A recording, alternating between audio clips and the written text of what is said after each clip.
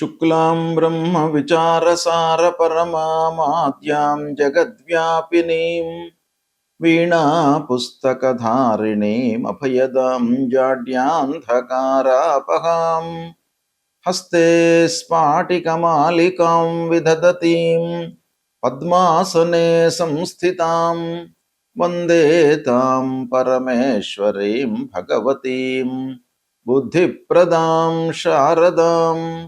శ్రీ మహాగణాధిపతయే నమః. శ్రీ మహాసరస్వత్యై నమః. శ్రీ గురుభ్యో నమః. మే నెలలో గోచార ఫలితాలు ఎలా ఉన్నాయో తెలుసుకుందాం. మే మాసంలో ఉన్నటువంటి గ్రహస్థితిని ప్రధానంగా మనం చూసినట్టయితే సూర్య భగవానుడు 15వ తారీఖు వరకు మేషరాశిలో సంచరిస్తున్నాడు. తదనంతరం వృషభ రాశిలోకి ప్రవేశించి మాసాంతం వరకు కూడాను వృషభ రాశిలో ఉంటున్నాడు. కుజుడు 12వ తారీఖు వరకు మీనంలో సంచరిస్తున్నాడు. 12 నుండి మాసాంతం వరకు మేషరాశిలో సంచరిస్తున్నాడు. బుధుడు 1వ తారీఖు నుండి మేషంలో సంచరిస్తున్నాడు. 15వ తారీఖు వరకు ఉంటున్నాడు. 15వ తారీఖు నుండి వృషభ రాశిలోకి ప్రవేశిస్తున్నాడు. 29వ తారీఖు వరకు వృషభంలో ఉంటున్నాడు. 29 నుండి మాసాంతం మిథున రాశిలో ఉంటున్నాడు బుధుడు. గురువు మిథున రాశిలో సంచరిస్తున్నాడు. శుక్రుడు 14వ తారీఖు వరకు వృషభ రాశిలో సంచరిస్తూ 14వ తారీఖు నుండి మిథున రాశిలోకి ప్రవేశించి మాసాంతం కూడాను మిథున రాశిలో సంచరిస్తున్నాడు. శనైశ్చరుడు మీనరాశిలో సంచరిస్తున్నాడు. రాహువు కుంభరాశిలో సంచరిస్తున్నాడు. కేతువు సింహరాశిలో సంచరిస్తున్నాడు. ఈ విధంగా ఈ మే నెలలో గ్రహస్థితి ఈ 8 ముఖ్యమైనటువంటి గ్రహాల యొక్క సంచారము ఉంది. దీన్ని ప్రధానంగా చేసుకొని 12 రాసుల వారికి గోచార ఫలితాలు ఎలా ఉన్నాయో తెలుసుకుందాం. సింహరాశి వారికి మే నెలలో గోచార ఫలితాలు ఎలా ఉన్నాయో తెలుసుకుందాం.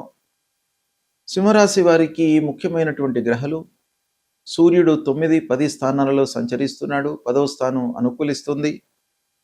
కుజుడు 8, 9 స్థానాలలో ప్రతికూలంగా ఉన్నాడు. బుధుడు 9, 10, 11 స్థానాలలో అనుకూలంగా సంచరిస్తున్నాడు. గురువు ముఖ్యంగా ఏకాదశ స్థానంలో ఉన్నాడు. మిథున రాశిలో సంచారం గనక సింహరాశి వారికి ఏకాదశ స్థానం అవుతుంది. గురువు యొక్క అనుకూలత ఉంది. శుక్రుడు 10, 11 స్థానాలలో సంచరిస్తున్నాడు. 10వ స్థానం ప్రతికూలంగా ఉంటుంది. ఏకాదశ స్థానం మళ్ళీ అనుకూలంగా ఉంటుంది. శనీశ్వరుడు ముఖ్యంగా అష్టమ స్థానంలో సంచరిస్తున్నాడు సింహరాశి వారికి. అష్టమ శని ప్రతికూలతను ఇస్తాడు. రాహువు సప్తమంలో, కేతు జన్మస్థానంలో ఉన్నారు, ప్రతికూలంగా ఉన్నారు. అయితే వీటన్నిటినీ కూడాను మనం చూసినట్టయితే సింహంలో కేతు సంచారం అంటే జన్మస్థానంలో కేతు సంచారం వల్ల కొంత భయము, ఆందోళన, భ్రాంతి ఇలాంటివి కలిగేటువంటి అవకాశాలు ఉంటాయి. ఇక సప్తమ స్థానంలో రాహువు, తద్వారా ఏమవుతుంది? పార్ట్నర్షిప్లో పనులు చేస్తున్నటువంటి వారికి ఇబ్బందులు, భార్యాభర్తల మధ్యన అవగాహన రాహిత్యము, తరచుగా పోట్లాడుకోవడము, మిస్అండర్స్టాండింగ్స్ పెరిగేటువంటి అవకాశాలు ఉంటాయి. కాబట్టి వాటిని కొంత నియంత్రించుకోవడానికి కొంత మనస్సు నిలపండి. ఇకపోతే వ్యాపారస్తులకు ముఖ్యంగా అపార్థాలు కలిగేటువంటి అవకాశాలు ఉన్నాయి.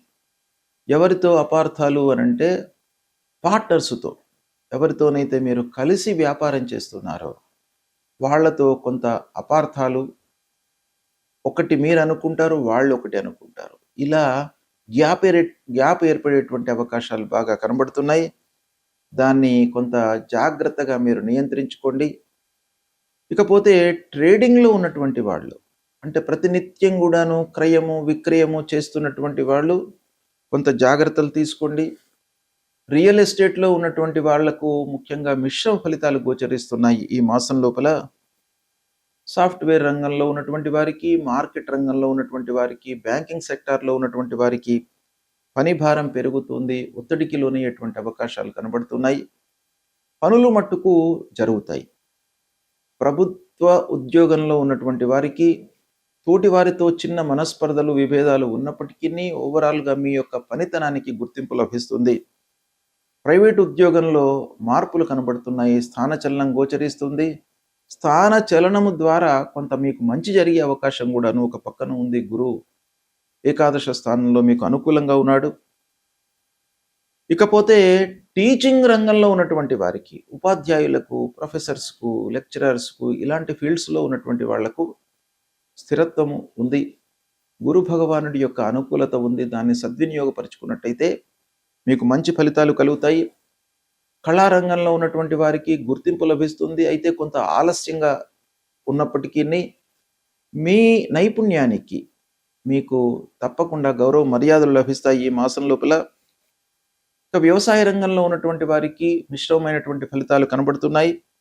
చిన్న వ్యాపారస్తులు మటుకు కొంత జాగ్రత్తగా ఉండండి. శని మూలకంగా ఊహించనివి కొంత ఆర్థికపరమైనటువంటి సమస్యలు మీ ముందుకు వచ్చే అవకాశాలు ఉన్నాయి.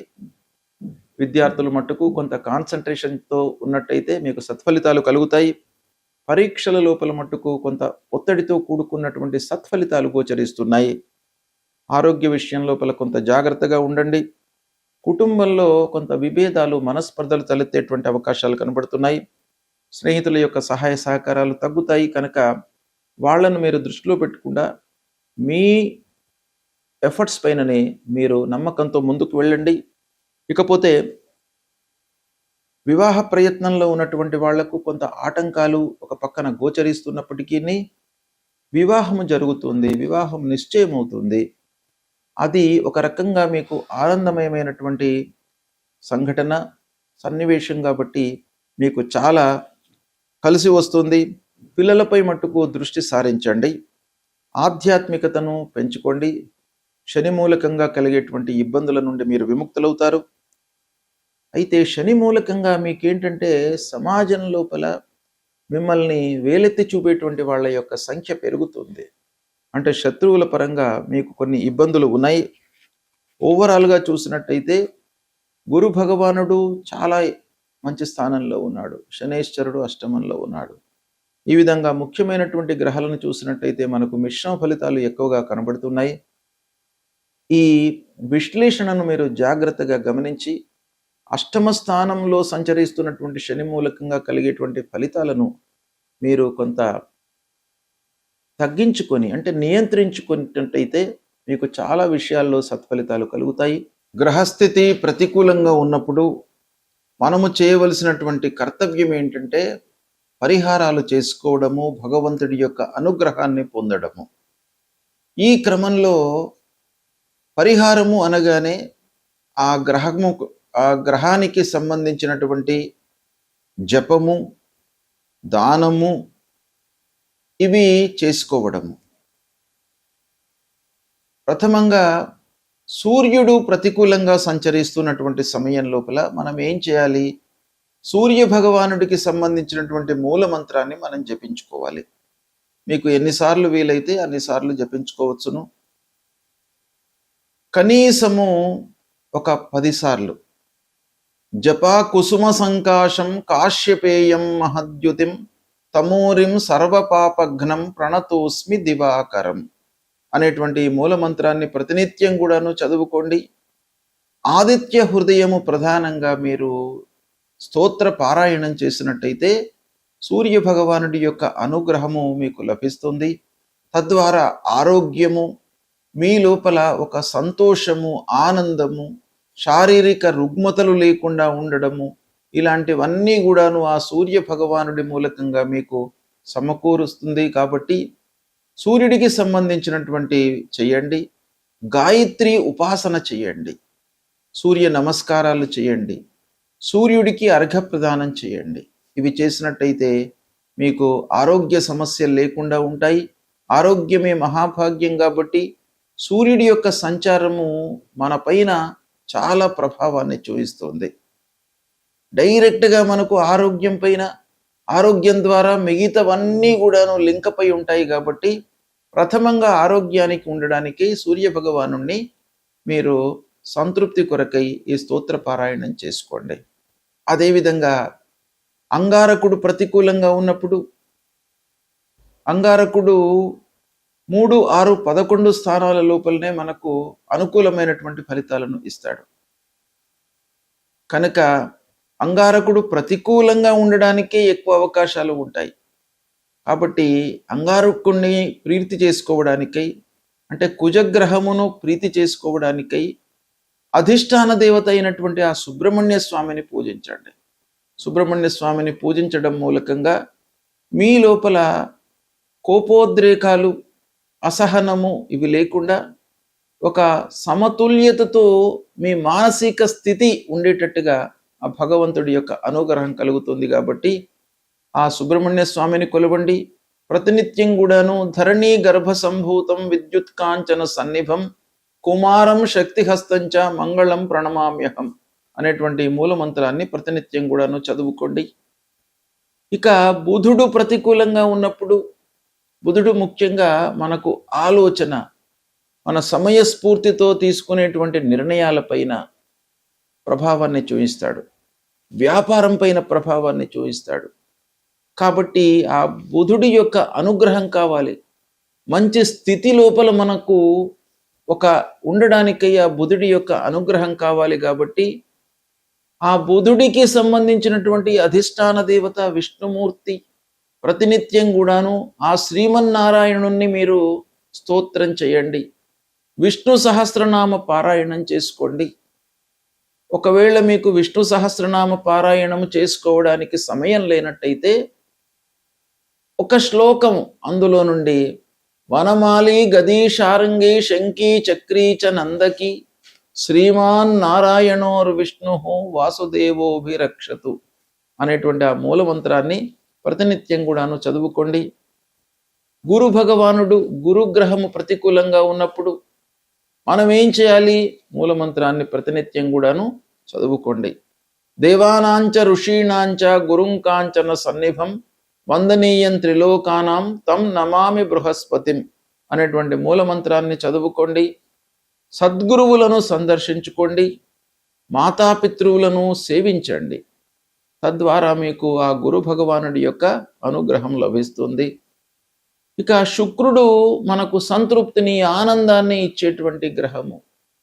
కాబట్టి శుక్రుడి ప్రీతికై మహాలక్ష్మి అమ్మవారిని మీరు పూజించండి. తద్వారా మీకు అనుకూలత కలుగుతుంది. ఇక ప్రధానమైనటువంటి గ్రహము శనీశ్వరుడు. శని ప్రతికూలంగా ఉన్నప్పుడు తప్పకుండా పరిహారాలు చేసుకోవాలి. నీలాంజన సమాభాసం రవిపుత్రం యమాగ్రజం ఛాయా మార్తాండ సంభూతం తం నమామి శనీశ్వరం అనేటువంటి మూలమంత్రాన్ని ప్రతినిత్యం కూడాను జపించండి. హనుమాన్ చాలీసా పారాయణం చేయండి. నల్లని నువ్వులు, ఇనుప ముక్క, నల్లని నువ్వులతో చేసినటువంటి నూనెను మీరు దానంగా ఇవ్వండి. లేదా నవగ్రహాల లోపల పశ్చిమ దిశలో ఉండేటువంటి ఆ శని గ్రహాన్ని తైలాభిషేకం చేసి కాళ్ళు గడుక్కొని దాని తర్వాత మళ్ళీ ఆంజనేయ స్వామి దర్శనం చేసుకోండి. అలా చేసుకున్నట్టయితే మీకు శని భగవానుడి యొక్క అనుగ్రహం లభిస్తుంది. ఇక రాహువు ప్రధానమైనటువంటి గ్రహము. మన లోపల భయభ్రాంతులను క్రియేట్ చేసేటువంటి గ్రహము. తెలియకుండా ఒక ఇల్యూషన్కు గురి చేసేటువంటి గ్రహము. కాబట్టి రాహు ప్రీత్యర్థమై అమ్మవారిని దర్శించుకోండి. దుర్గామాత యొక్క అనుగ్రహాన్ని పొందండి. అర్ధకాయం మహావీర్యం చంద్రాదిత్య విమర్దనం సింహికా గర్భ సంభూతం తం రాహుం ప్రణమామ్యహం అనేటువంటి మూలమంత్రాన్ని ప్రతినిత్యం కూడాను చదువుకోండి. ఇక కేతువు మన లోపల ఒక విరక్తిని క్రియేట్ చేసేటువంటి గ్రహం. కేతువు ప్రతికూలంగా ఉన్నప్పుడు మనకు ఆ విషయం పైన అశ్రద్ధను క్రియేట్ చేస్తాడు. శ్రద్ధ లేకుండా మనం పని చేసినట్టయితే సక్సెస్ రేట్ అనేటువంటిది తగ్గిపోతుంది సహజంగా. కాబట్టి ప్రతి విషయం లోపల కూడాను మనకు శ్రద్ధ భక్తులు సమకూర్చుకోవడానికి ఆ కేతువు యొక్క అనుగ్రహం కావాలి. కేతువు యొక్క అధిష్టాన దేవత గణపతిని మీరు పూజించండి. ఆ గణపతి మూలకంగా మనకు ఆటంకాలు లేకుండా ఉంటాయి. పనిపైన మనకు శ్రద్ధ కలుగుతుంది. ఆసక్తితో మనము పని చేస్తాము. అప్పుడు మనకు ఆ పని లోపల విజయం చేకూరేటువంటి అవకాశాలు ఉంటాయి. కనుక ఫలాశ పుష్ప సంకాశం తారకా గ్రహమస్తకం రౌద్రం రుద్రాత్మకం ఘోరం తం కేతుం ప్రణమామ్యహం అనేటువంటి మూల మంత్రాన్ని ప్రతినిత్యం కూడాను చదువుకోండి. ఈ విధంగా నవగ్రహాలకు సంబంధించినటువంటి మూల మంత్రాలు, వాటికి సంబంధించినటువంటి స్తోత్ర పారాయణాలు, అధిష్టాన దేవతలను పూజించడము, దైవ దర్శనం చేసుకోవడము, దేవాలయానికి వెళ్ళడము, ఇవన్నీ కూడాను చేసినట్టయితే తప్పకుండా భగవంతుడి యొక్క అనుగ్రహం మీకు లభిస్తుంది. గ్రహస్థితి ఏ విధంగా ఉన్నప్పటికీ భగవంతుడి అనుగ్రహము మీకు ప్రధానమైనటువంటిది కాబట్టి దాన్ని మీరు డెవలప్ చేసుకోండి. దేవాలయానికి వెళ్ళండి, మీకు సత్ఫలితాలు కలుగుతాయి. శుభం.